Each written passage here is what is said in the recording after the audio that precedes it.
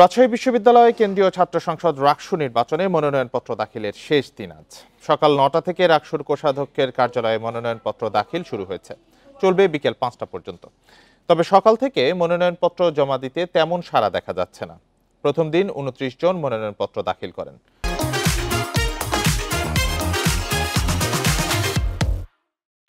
এ বিষয়ে আরো জানাতে রাজশাহী থেকে যুক্ত হয়েছেন সহকর্মী আহসান হাবিব অপু। অপু, মনোনয়ন দাখিলের শেষ দিন সাড়া কেমন দেখা যাচ্ছে? কতজন এ পর্যন্ত মনোনয়নপত্র দাখিল করেছেন?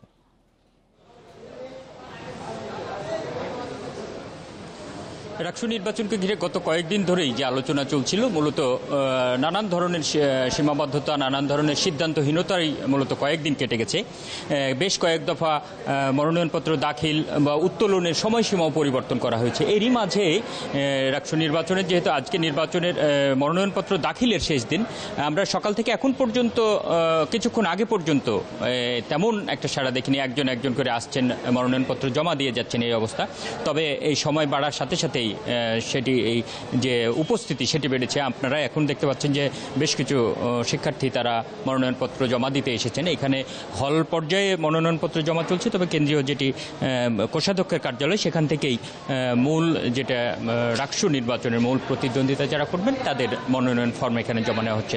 সকাল থেকে আমরা এই পর্যন্ত 12 জনের মনোনয়নপত্র জমা দেওয়ার দেখতে পাচ্ছি।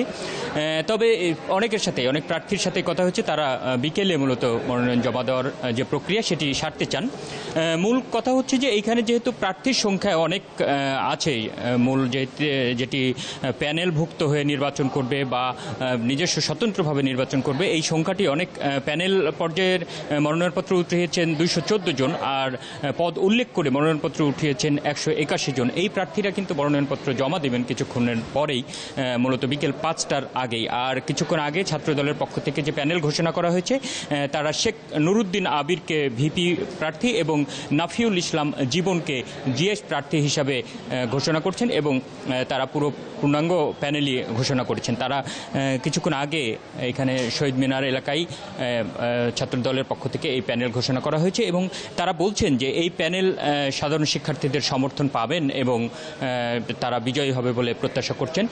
আর অন্যদিকে সাধারণ শিক্ষার্থীরা যেটি বলছেন যে বেশ কয়েকদিন ধরে এইখানকার রাকসুর যে নির্বাচন পরিচালনার যে দায়িত্বে যারা আছেন, তারা বিভিন্নভাবে তারা এক এক সময় সিদ্ধান্তের ক্ষেত্রে বারবার পরিবর্তনের ঘটনার কারণে মূলত এক ধরনের অনিশ্চয়তা ছিল। তবে যেহেতু 25 সেপ্টেম্বর এই নির্বাচনের তারিখটি ঠিক রেখেছে এবং আজকে যেটি মনোনয়নপত্র জমা দেওয়ার তারিখটিও ঠিক রাখা হয়েছে, এখন তারা আশা করছেন যে নতুনভাবে উৎসাহ তৈরি হবে এবং এক ধরনের উদ্দীপনার যে কাজটি, প্রচারণাও শুরু হয়ে যাবে চূড়ান্ত প্রার্থী হওয়ার পরে, যে কারণে আজকের পর থেকে হয়তো নির্বাচনের নতুন আমেজ তৈরি হবে বলেই সাধারণ প্রার্থী সহ রাজনৈতিক যেসব ছাত্র সংগঠনের প্রার্থী আছেন তারাও কিন্তু সেই আশাটি করছেন। এখানে রাকসু নির্বাচনকে ঘিরে দীর্ঘদিন পরে, যেহেতু হচ্ছে 35 বছর পরের এই নির্বাচনকে ঘিরে সাধারণ শিক্ষার্থীদের মধ্যে যেমন এক ধরনের আগ্রহ, বাড়তি আগ্রহ আছে, এইখানের ছাত্র সংগঠনগুলো যারা আছে তাদের মধ্যেও আগ্রহ আছে। এখানে নারী প্রার্থীদের ব্যাপারে কথা হচ্ছে। নারীরা বলছেন যে তারা নিরাপত্তার বিষয়টিকে মাথায় রেখে খুব সাদামাটাভাবে যারা চলতে চান তারা মূলত নির্বাচনের কার্যক্রমের সাথে আসতে চাননি। তবে এর পরেও যারা প্রার্থী হয়েছেন তারা নিরাপত্তা চাচ্ছেন এবং তারা সার্বিকভাবেই রাকসু নির্বাচন যাতে শেষ পর্যন্ত শান্তিপূর্ণভাবে শেষ করতে পারে সেটি তারা প্রত্যাশা করছে।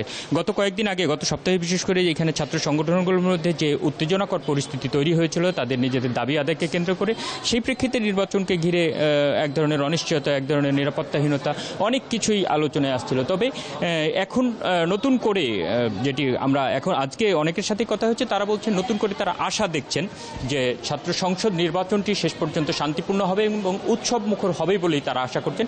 এই ক্ষেত্রে নির্বাচন কমিশনের কঠোর অবস্থান চাচ্ছেন, বিশেষ করে শিক্ষার্থীদের নিরাপত্তার বিষয়টিতে গুরুত্ব দেওয়ার কথা বলছেন। তারা সাইবার বুলিং থেকে রক্ষা পাওয়ার জন্য সেই বিষয়গুলোকে গুরুত্ব দেওয়ার জন্য বলছেন, এবং নির্বাচন কমিশনের পক্ষ থেকে এই বিষয়গুলোকে সার্বিক সব কিছু মিলিয়ে তারা বলছেন শিক্ষার্থীদের এই নির্বাচনটিকে তারা খুবই সুন্দরভাবে করার জন্য যেইভাবে পদক্ষেপগুলো দরকার সেগুলো তারা করতে চান, এবং গত সময়গুলোতে যে শিডিউল পরিবর্তনের যেসব কার্যক্রম হয়েছে সবার অংশগ্রহণে যাতে শান্তিপূর্ণভাবেই নির্বাচনটি সম্পন্ন করতে পারে, এই কারণে এই সব সময়গুলো পরিবর্তন বা পরিবর্তন করে বারবার পুনর্নির্ধারণ এসব করা হয়েছে। নির্বাচন কমিশন আসলে সুষ্ঠু নির্বাচনে খুবই গুরুত্ব দিচ্ছে, সে বিষয়টি জানতে পারলাম আপনার কথা থেকে। আহসান হাবিব অপু রাজশাহী বিশ্ববিদ্যালয় থেকে জানাচ্ছিলেন রাকসু নির্বাচন নিয়ে।